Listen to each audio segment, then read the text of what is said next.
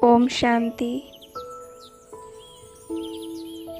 अगर किसी भी ब्राह्मण से, किसी भी के भाई बहन से पूछा जाए कि संगम युग और सतयुग में कौन सा युग श्रेष्ठ है, तो सबका एक ही जवाब होता है संगम युग। जबकि एक तरफ हम ये भी जानते हैं कि सतयुग में किसी भी प्रकार की कोई कमी नहीं होगी, कोई बीमारी नहीं होगी।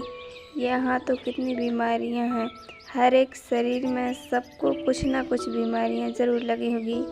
और वहाँ तो प्रकृति भी पूरी सतो प्रधान होती है। यहाँ प्रकृति के पांचों तत्व तमो प्रधान होने के कारण कितना दुख देने का कारण बन जाते हैं, कितनी आपदाएं आती रहती हैं। फिर भी वो कौन सी बातें हैं जिनके कारण संगम युग को हम इतना श्रेष्ठ मानते हैं। बाबा ने 7 जनवरी 1980 की एक अव्यक्त मुरली में इसको स्पष्ट किया है कि संगम युग में ऐसी कौन सी विशेषता है जिसके कारण ये युग इतना श्रेष्ठ है। तो आइए हम सुनते हैं।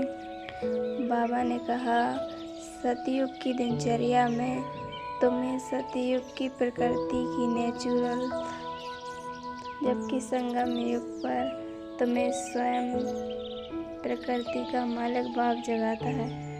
दूसरा पॉइंट बाबा ने बताया, वहाँ पर सतो प्रधान अति स्वादिष्ट वृक्षों के फल खाएंगे।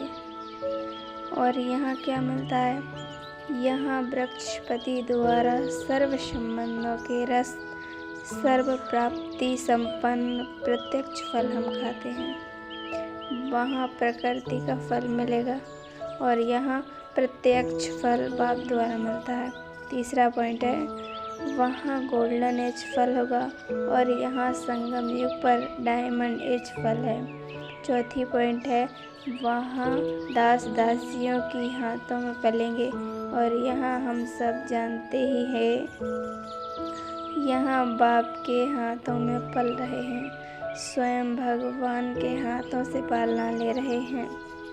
वहाँ महान आत्मा तुम्हारे माँ बाप होंगे और यहाँ स्वयं परमात्मा माता पिता बने हैं।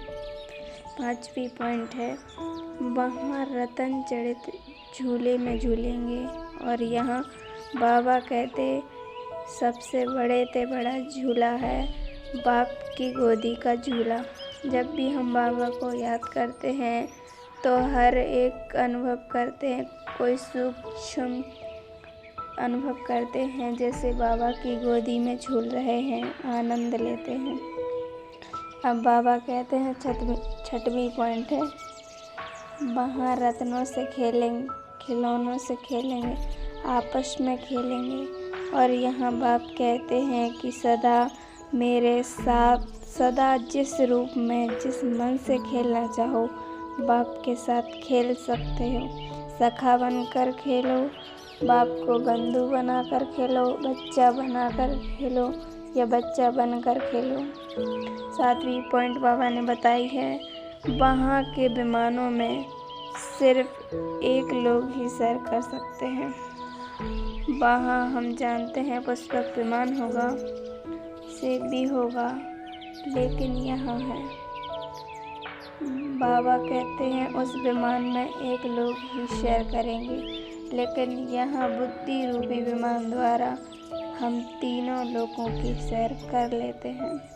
8वीं पॉइंट है, वहाँ विश्वनाथ कहलाएंगे, यहाँ पूरे विश्व के मालिक। और अभी बाबा कहते हैं त्रिलोकीनाथ हैं, वहाँ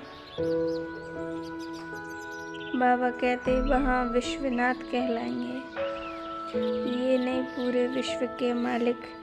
और अभी हैं बाबा कहते त्रिलोकीनाथ, वहाँ 2 नेत्री होंगे और बाबा ने यहाँ हमें त्रिनेत्री बनाया है।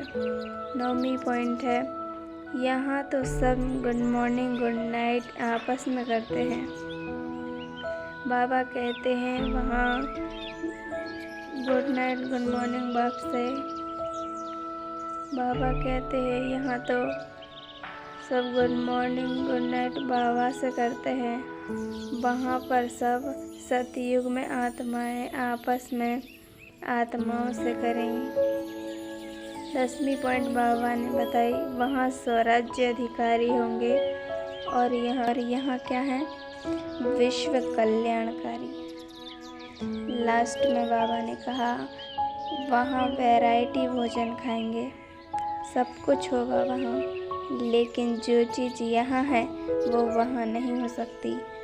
यहाँ ऐसा ब्रह्मा भोजन खाते हो जिसकी महिमा देवताओं के भी भोजन से अति श्रेष्ठ है। तो बाबा कहते हैं कौन श्रेष्ठ हुआ, खुद ही अपने से पूछें। वर्तमान समय के प्रारब्ध के महत्व को सदा साथ में रखो तो हमेशा खुश रहेंगे और सर्वगुण संपन्न बन जाएंगे। अच्छा, ओम शांति।